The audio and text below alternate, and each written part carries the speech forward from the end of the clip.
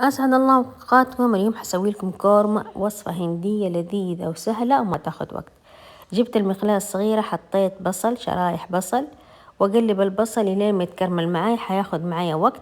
حجيب القدر وأحط زيت، وأحط بهارات صحيحة عبارة عن كمون وكزبرة وقرفة وقرنفل وفلفل أسود وهيل.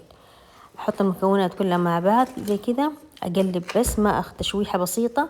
وحطيت الدجاج بعد ما غسلته ونقعته في موية وخل، وأقلب لين ما تغير لون الدجاج بهذا الشكل. بعد كذا راح أحط ملعقة زنجبيل وثوم، والريحة ما شاء الله في هذه المرحلة تجنن الريحة.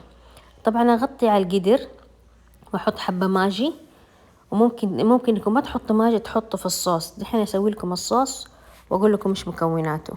اغطي لين ما الدجاج ياخذ نكهة مع البهارات، في نفس الوقت يستوي معايا. بعد كذا راح اسوي الصوص. هنا طبعا انا اقلب، ابغى الدجاج تشوح معايا تماما.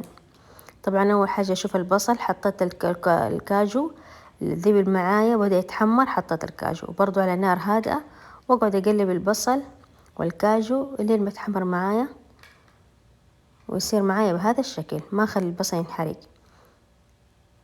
خلاص هنا اطفي النار.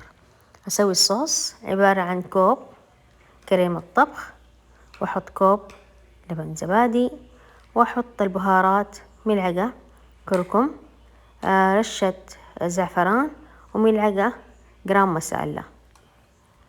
نقلب المكونات مع بعض، وممكن تحطي هنا الملح وما تحطي في البداية ماجي، والخيار لكم.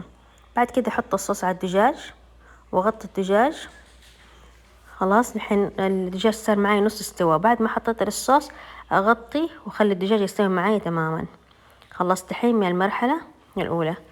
بعد كده اخد البصل اللي كرملته احطه في محضرة الطعام، واحط عليه شوية رشة هيل. على فكرة البهارات الصحيحة إذا حابين تخرجوها لما تحطوا، بعد ما قبل تحطوا الصوص تخرجوا البهارات الصحيحة، لأنه في ناس ما يحبوا بياكلوا وياكلوا البهارات الصحيحة معهم. بعد كذا بعد ما فرمت البصل أحطه على الدجاج، خلاص أقلب وأقفل على القدر يستوي معي الدجاج تماما مع الكريمة. أنا ما حطيت موية نهائيا، وهذا الشكل النهائي.